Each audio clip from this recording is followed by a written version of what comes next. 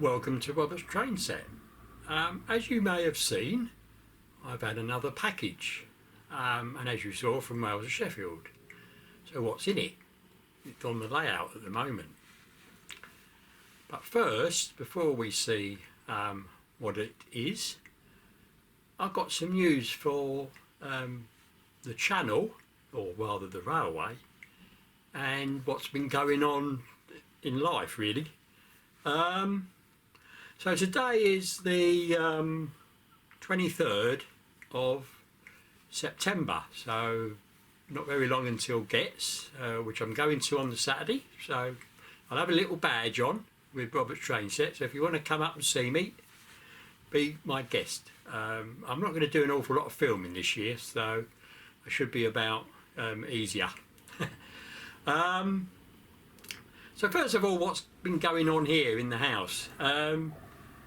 It started off with, I keep my computer for iTrains downstairs, and I've got a record deck, and I put it on top of the record deck. And I brought it up the other day, and when I opened it, there was water on it, which isn't a good idea, is it? So I investigated, and basically I've got a leak up in from the bedroom into the dining room bit. I've had one before, and it's basically, I have a shower pump to boost the pressure in the water, and the hoses seem to go, so that's what I assumed it was. And I didn't have a new hose, so I sealed up what I could, and I think I stopped it, and I didn't have a shower because obviously if you don't use it, it's not going to put the pressure into the pump. So going on a bit here, I know. So there wasn't a lot of water coming out the ceiling. It was drip, drip, drip, drip. And I thought, great, I've finished this. You know, I've sealed it up, shouldn't be leaking anymore, and it'll stop. It didn't. It went on for days. It was dripping, and then it'd stop, and then it'd drip again, and then it'd stop. So I did this period, I did phone up the plumber on a Sunday before the bank holiday of the Queen's funeral, and they said, yeah, we'll come on Thursday, which is, you know, okay. It wasn't, you know, it wasn't streaming out. The thing is, I couldn't turn off because I didn't know what was causing it. Anyway, plumber came, and what we've discovered, or rather what he's discovered, and I think I agree with him, I have a water tank in the same cupboard, and it's leaking apparently. So got decisions to make. Also my boiler is on the way out apparently from last year's service. So I have a plumber coming. Now all sit down everybody. He's coming on Sunday morning to obviously check of what his plumber's done, and you know, obviously I suppose to try and sell me a new system, which he'll probably be fairly successful at. So the obvious thing is to get a combi boiler, and then I can get rid of the tank here, or rather I can get rid of the water in the tank here, get rid of the tank that is leaking downstairs, and get rid of the pump as well, because there'll be enough pressure to do my shower. So that's what's in my mind at the moment, and I have to get a combi boiler in, you need a 20mm gas pipe to get more gas in, and at the moment it's probably a 15mm, 16mm, and that could be the breaker. Trying to get my meter is outside at the front, and my gas boiler is at the back of the kitchen. So, and I would like it in the same place. So that's that bit. But it's not leaked for 2 days. I took up a load of wet carpet and a unit that was in there as well, and the carpet was really sodden, so I'm wondering whether that was dripping through the floorboards, and that's why I was getting leaked. But so far it's not dripping. So the other thing that's happened on the layout is two things really. You might recognise this. Yes, it's a point motor, and this I believe is a Bachmann one, or even a yeah, I think it's a Bachmann one, I'm not quite sure.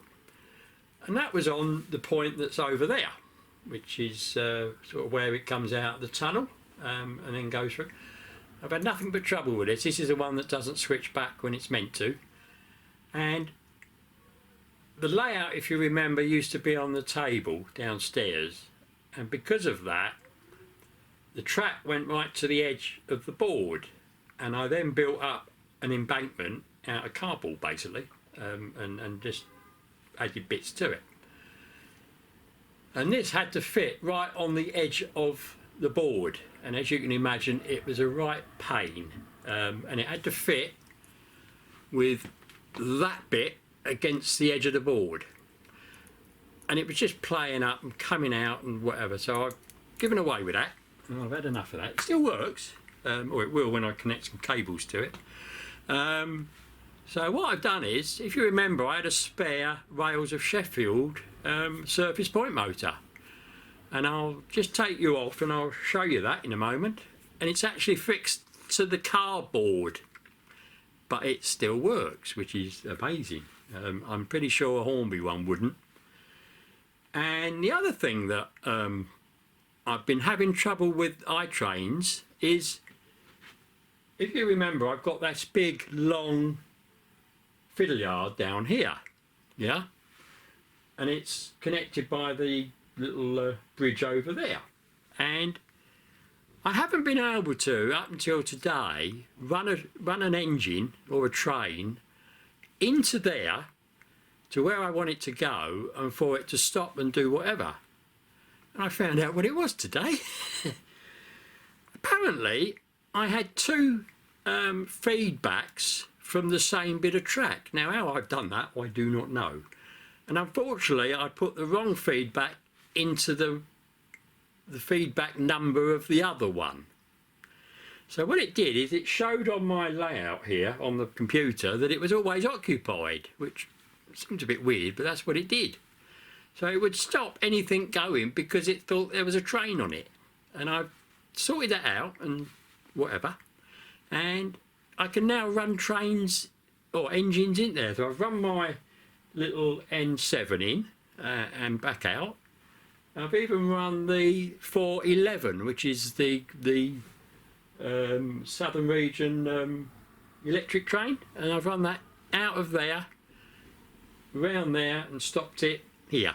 And I'm really happy. I'm really happy. So I'll just show you the point, and then we'll go and have a look at these photos, all right? Of unboxing, really.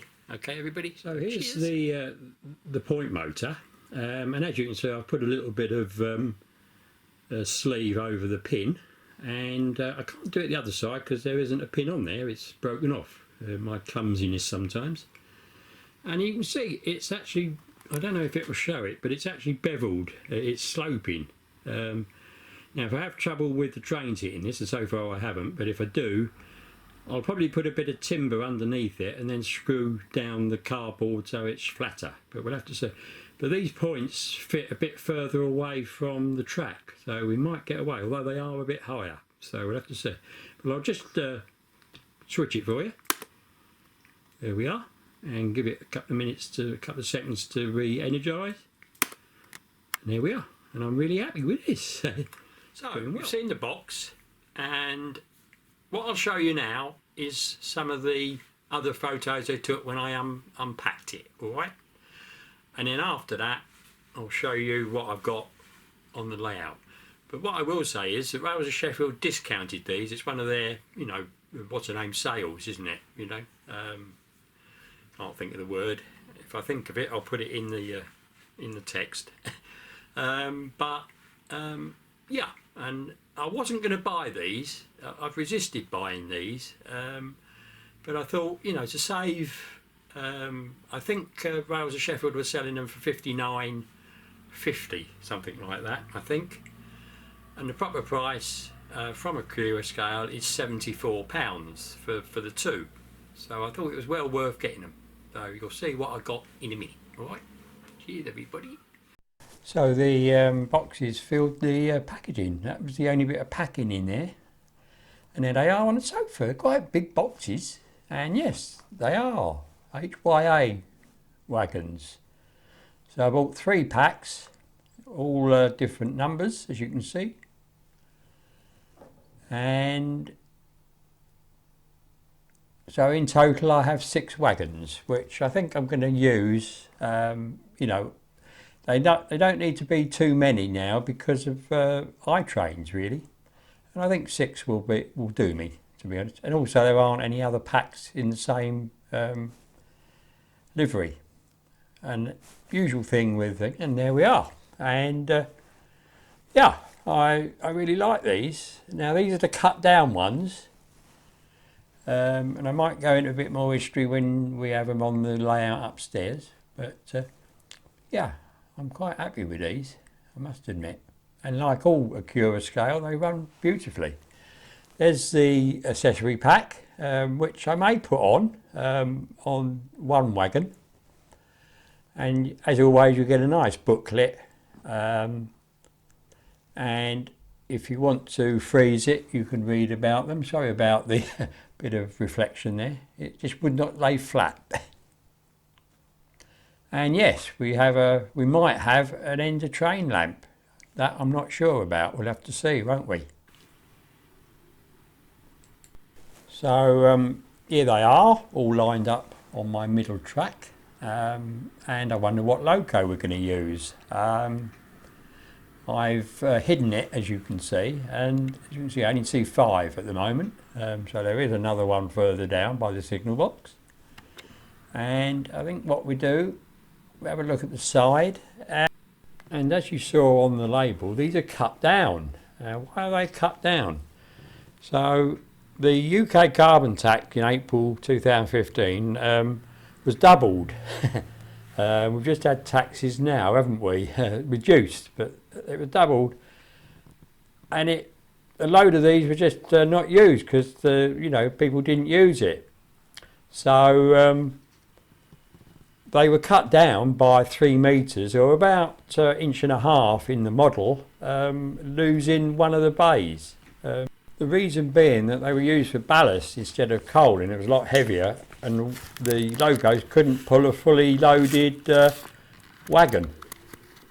We've now moved to the last wagon, and as you can see I've got a rear train lamp on this which came with a wagon, and with my magic wand turn it on. Yes, it's controlled by batteries. There's 2 batteries, watch batteries in this, and you get them just by pulling the back off of this, which is held on with magnets. So what locomotive am I going to pull my new wagons with? Yes, of course, it's the Class 66, in this particular case the Hornby one, and it is GB rail freight. And if you look at the side of these wagons, they are GB rail freight. I think on loan to Tarmac, I would think, or being hired by Tarmac. So I thought this was appropriate, you know. So yeah, great fun. And you can see the lamp flashing away there.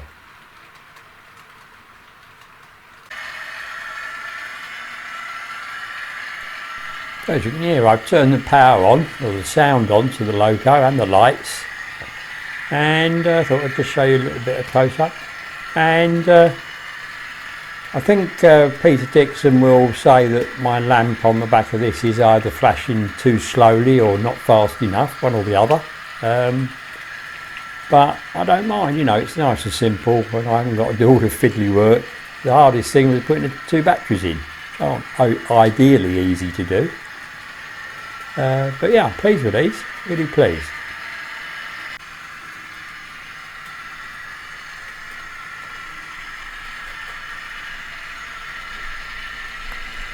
Now, although the loco's in the database, it's not speed matched or anything, so this is running at 10 miles an hour according to the controller. But none of these wagons are in yet, so this is a totally inconspicuous train to iTrains really, and it is obviously under manual control.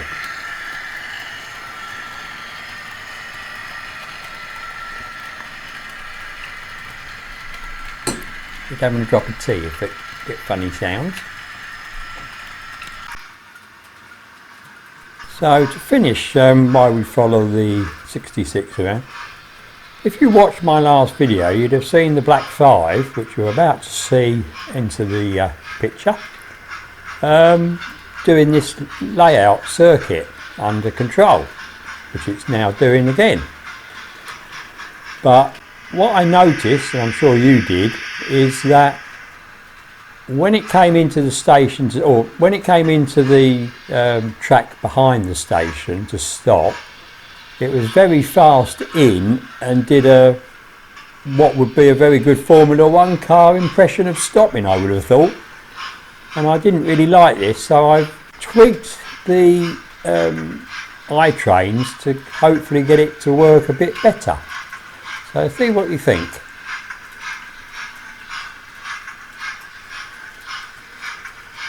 And if it doesn't stop at the other station that you've just seen it leave from, it does exactly the same. So I'm quite pleased with this. I think this looks far more realistic, doesn't it? You know, it's always been a good slow starter, but it's, you know, it was silly, wasn't it? It really was silly. So what I've done is, after I finish this session, I've decided to send it to the big fiddle yard, and I'll show you a picture of it sitting there. Okay everybody, thanks for watching everybody.